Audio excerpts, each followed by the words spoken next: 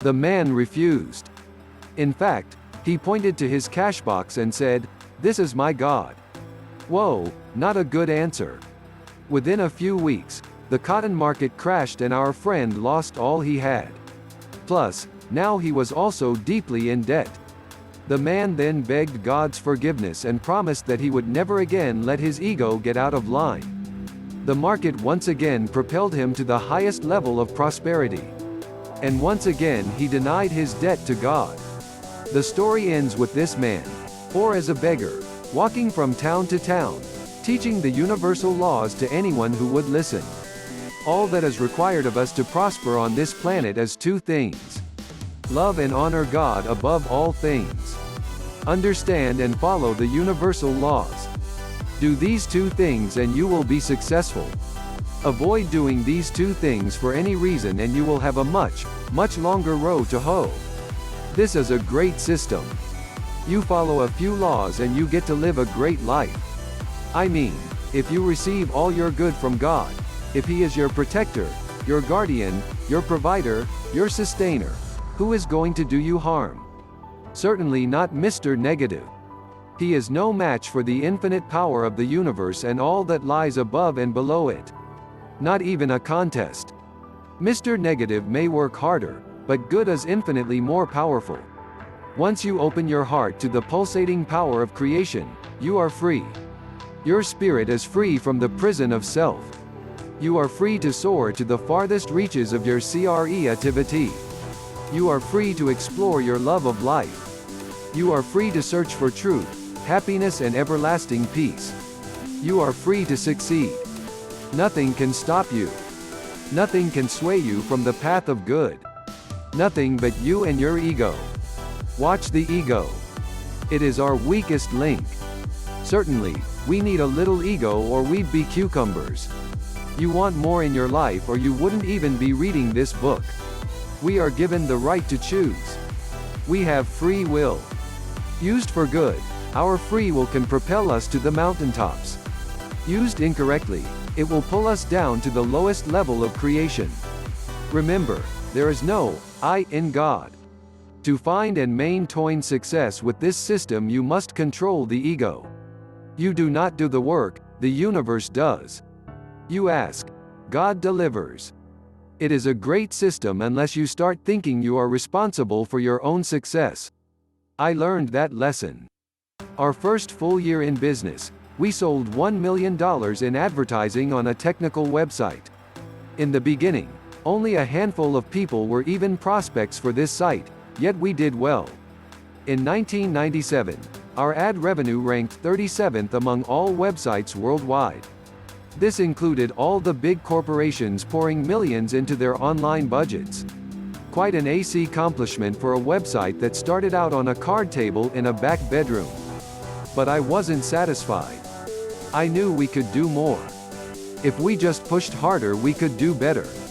I told everybody working for me that I wanted them to work harder, stay later, make more calls. I wanted more research. I wanted more proposals. I wanted higher phone bills.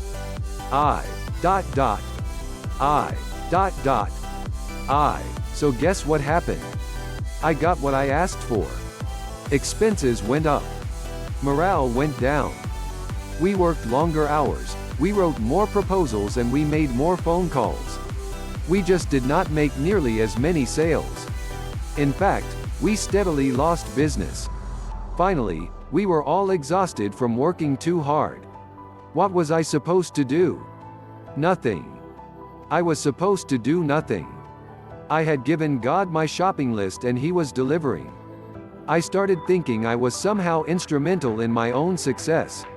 My ego got in the way, and the universe gave me control of my own destiny. Boy, was that a mistake. I did not do nearly as well as I thought I could.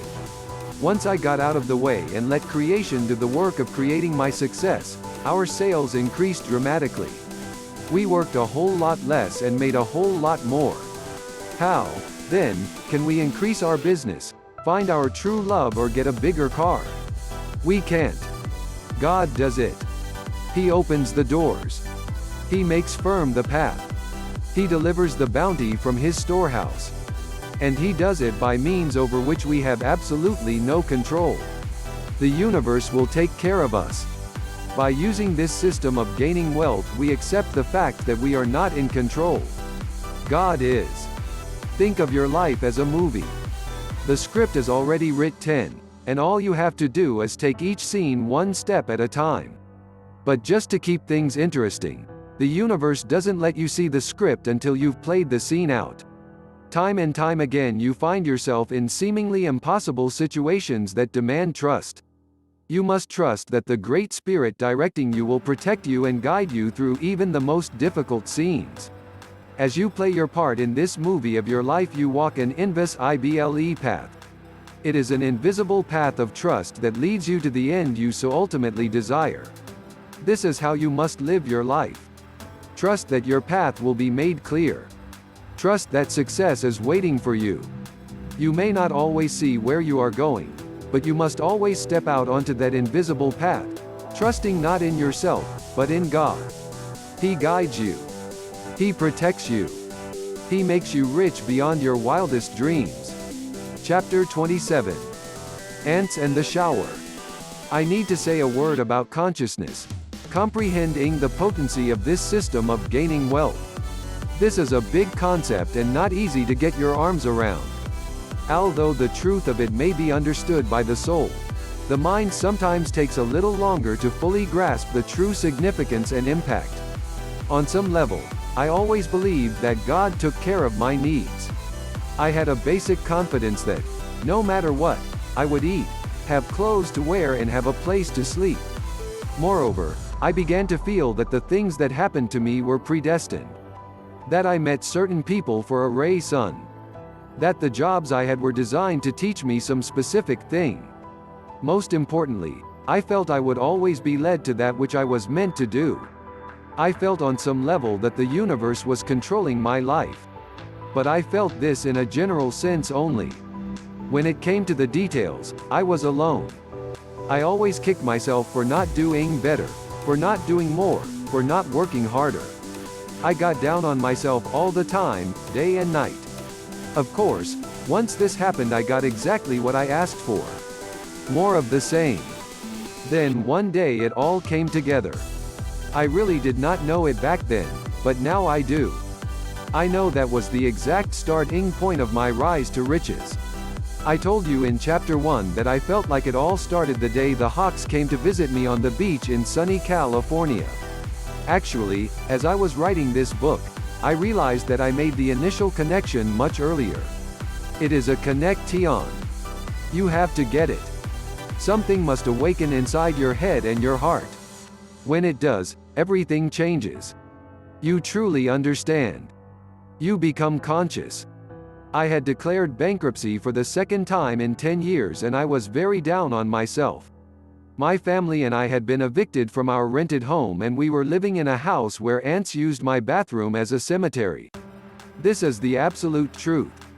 Every morning I was greeted by hundreds of dead ants on the floor of our bathroom. You could sit there and watch these little fellows carry ant carcasses out from under the molding. I had to sweep the floor before I showered. I sprayed. I caulked. It didn't matter. Every morning I was greeted with the bodies of hundreds of dead ants. Sometimes you have to go down before you can go up. You have to see how bad it can get before you can see your own good. Negativity, like all things in this world, serves a purpose. If you are not accepting your own good, if you are not connecting to the greater truth of the universe, then you may need to fall so you can rise above the triviality of failure. Truth will win out. Eventually you will see the truth, given your willingness to see it. I was not willing to see the truth. That's why I went bankrupt twice in 10 years. I didn't get it the first time. I needed another dose of negativity. I had internalized the entire experience as an unforgivable failure on my part. I held on to the emotional burden of those debts long after they were discharged by the federal courts. I blamed myself for the wrong reasons. It's not that I failed to succeed, it's that I was not accepting my own good. I was not letting the force of creation guide my life. so I got to do it all over again. Of course, when you miss the point the first 2 times, the universe sends a stronger message the 3rd time. Here I was, knee-deep in ant carcasses, and once again I was making less money than it took to survive. I simply wasn't making enough money to pay my bills. I was on the same road I'd traveled twice before. See, what I didn't get was that bankruptcy is a new start. It's a chance to pull yourself out of the guilt and shame of failed ego and step back onto the pathway to God. Remember, the universe intends for all of us to be rich. This life is a gift from the Great Spirit designed to help us grow and expand our consciousness. It is filled with many lessons. And the lesson I had to learn from bankruptcy was to let go. To give up control and allow my success to happen. But since I wasn't getting it, God sent a legion of dead ants to get my attention. Those dead ants bothered me more than I can explain. I guess they were a physical representation of the dread I was feeling. I was once again on the road to financial disaster, and I didn't have the slightest idea what to do about it. I had tried everything. I had sold life insurance because it was, financially speaking, a good business with great residual income. The only trouble was, I hated it. I had written advertising, movies and dealer shows. I'd sold carpet, bookkeeping and power factor correction. You name it, I'd done it. My little ad agency was the 39th business or job I'd had since graduating from the University of Nebraska. And I was not even close to making a living, let alone realizing my dreams for success. Then one night I went ballistic. Through the roof. I guess I was tired of blaming myself, so I blamed God. How could He make my life so difficult? How could the universe give me a head full of ideas and then keep me so broke I was unable to do anything about them? Well, I ranted and raved late into the night.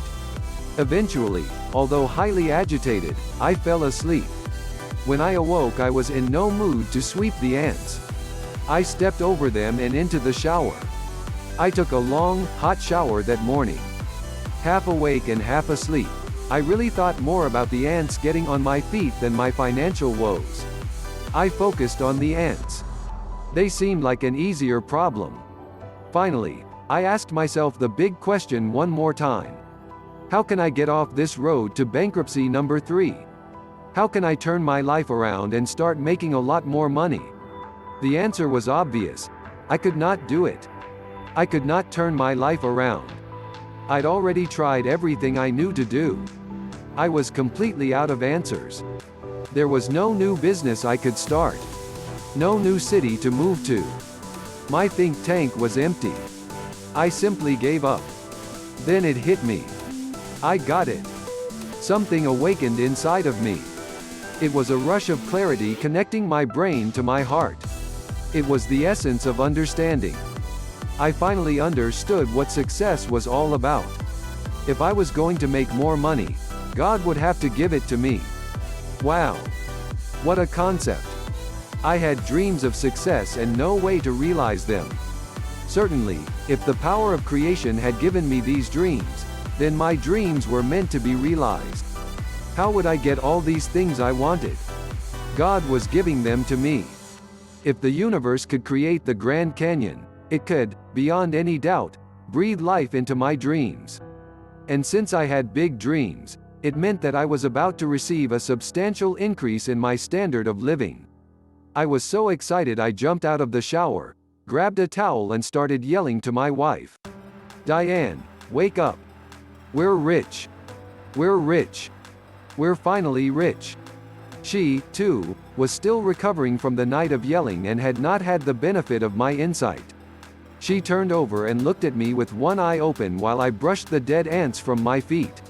It was one of those, he has finally flipped, looks. I quickly explained my deep thoughts. She smiled, pulled her pillow over her head and went back to sleep. That was it. That was the moment my life changed forever.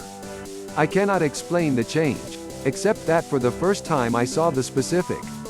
I realized that God was taking care of the details. The universe loved me. Creation wanted me to succeed. Most importantly, God was giving me the wealth. I absolutely knew that I could not change my fate. I knew that I was unable to make even a decent living by my own means. I could not get rich on my own. I had already failed quite miserably, twice. I wanted to be rich, but I was absolutely unable to show even a modicum of success. If I was to be rich, God would have to give it to me. Underline the word give. God gives us everything. You do not have to do anything to receive the bounty the universe has waiting for you. It is already yours.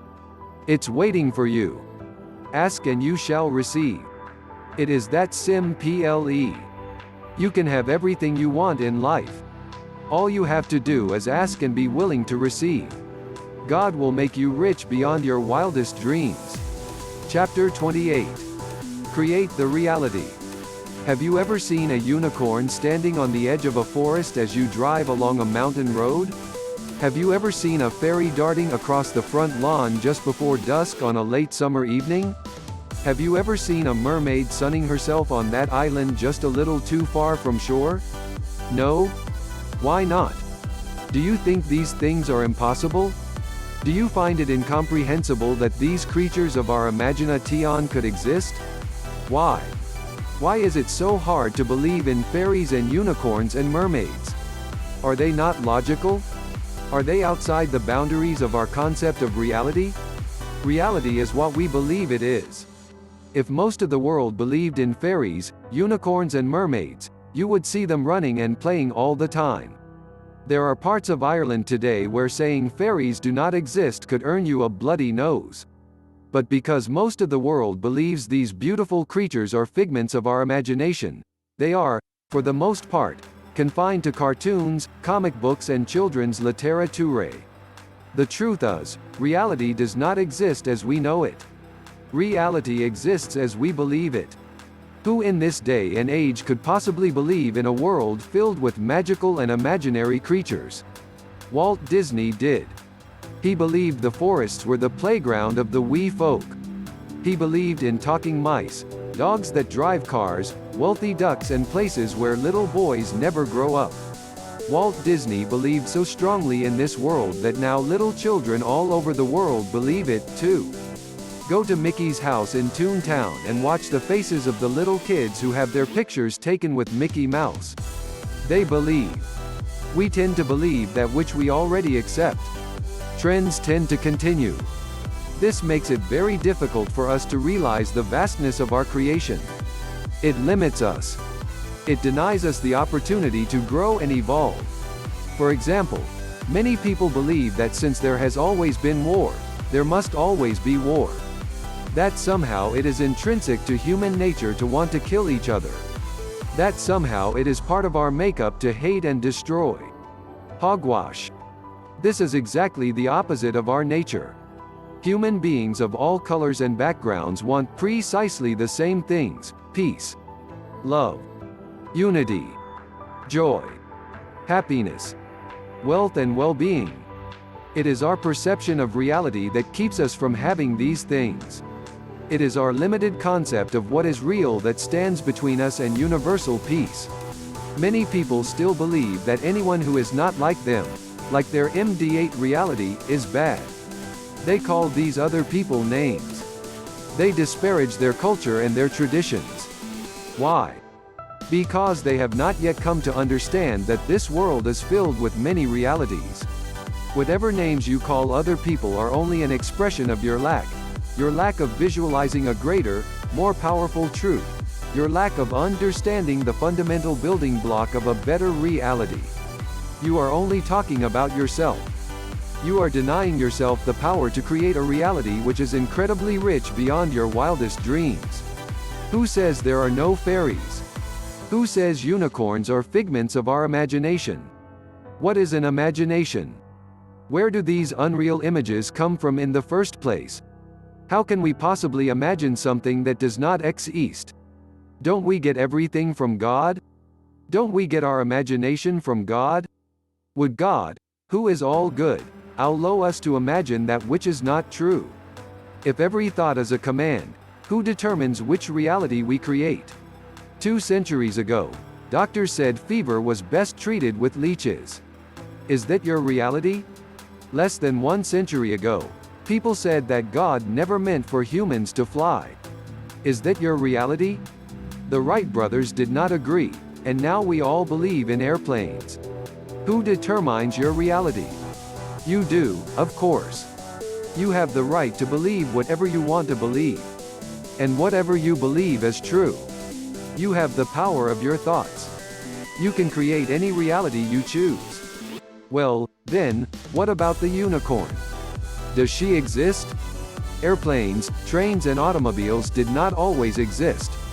Somebody had to believe in them. Somebody somewhere imagined that computers, televisions, radios, toasters, liquid non-allergenic soap, cable cars and diet soda existed. Not to mention the billions of other things that make up our present reality. What about the other things our minds can imagine, but are not yet accepted as real? Starships? Food replicators? Active, healthy lifespans of 150 years? Instantaneous travel? Intelligent life on other planets? Unicorns? Fairies? World peace? Love and harmony among all humankind? If you can think it, you can have it. You create your own reality. You are not limited by the reality your parents created.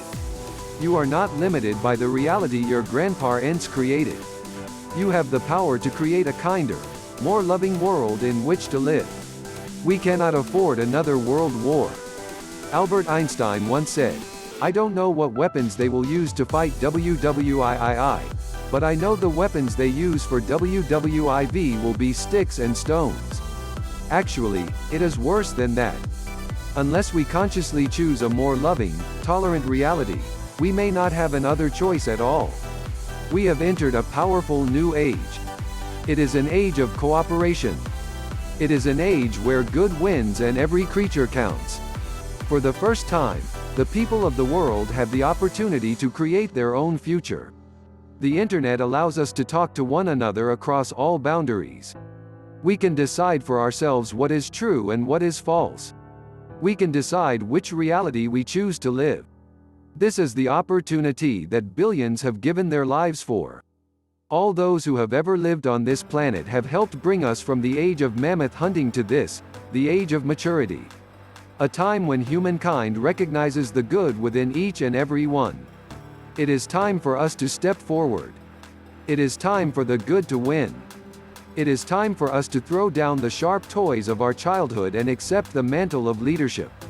It is time for us to gather our forces for the opening of a new century, a new millennium and a new age. It is time to step out of the clouds of fear and misunderstanding. It is time for us to take our place at the front of the line. It is time to eschew doubt and hatred. It is time to create a new reality. The reality we create will determine the course of the world for the next 500,000 years and more. Expand your thinking. As John F. Kennedy said, "Some look at a mountain and ask why. I ask why not." We can create any reality we choose. We can forgive the pain and injustice of the past.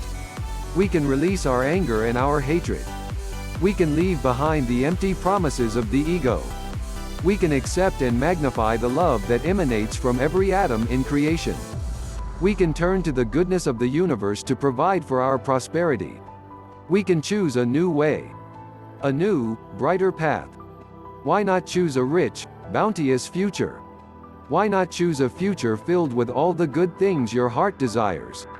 Success? Love? Happiness? Wealth? Joy? We can each and every one have everything we want in life. It's yours for the asking. The universe has given you the power. All you have to do is ask.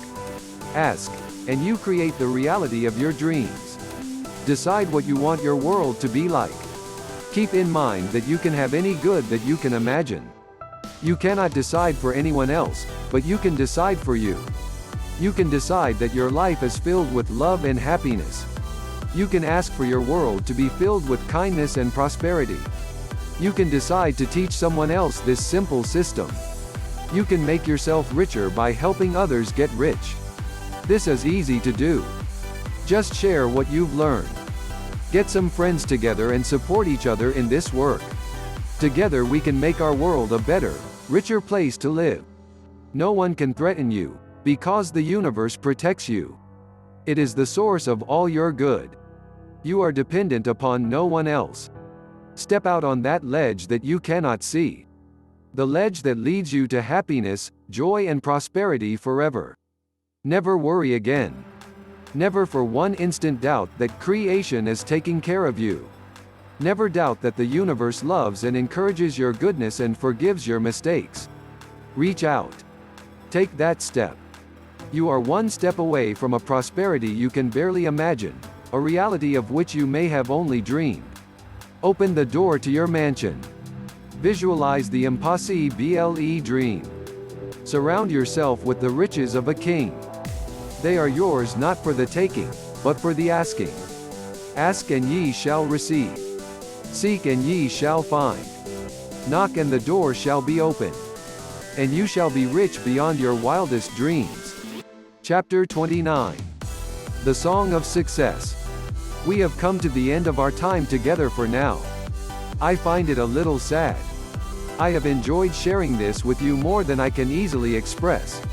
I hope you get as much from reading it as we did writing it. As I said before, my daughter, Penelope, was instrumental in this creation.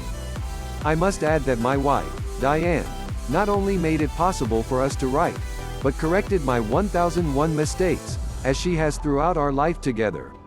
Read the book again, please. Some of these concepts take a while to digest and hold as your own. Take what you can or will. Leave what you do not want behind. This is for you. Not me. I am already rich beyond my wildest dreams. I am. I am. I am. I have one more suggestion for you. This is a treat, really. I learned it while writing this book. At one point I was feeling low. My income was down and I was having a hard time seeing my dreams come true. I was not really convinced that I was rich beyond my wildest dreams. Marilyn showed me how to convince myself. I want to share that with you now. The title of this book is really a song, which I intimated earlier. Now you get to sing this song. For 1 week and only 1 week sing, I'm rich beyond my wildest dreams. I am. I am. I am. You'll have to find your own tune. I started with the Battle Hymn of the Republic, but you may find that a bit slow. I sang this song for 7 days and then I stopped. It was hard to stop. I wanted to continue, but there is power in doing it only 7 days. So I stopped. In the next 7 days, we sold more advertising than we had ever sold in 1 week. In fact, we sold twice as much advertising in those next 7 days as we had in the whole previous month. The secret is, you can only sing this song for 1 week, 7 days, then you must stop. So sing it at every opportunity. Sing while you are in the car, in the backyard, alone watching TV or playing with the dog. Sing it often, because you, too, will not want to stop once those 7 days are up. There are other songs you can sing for a week.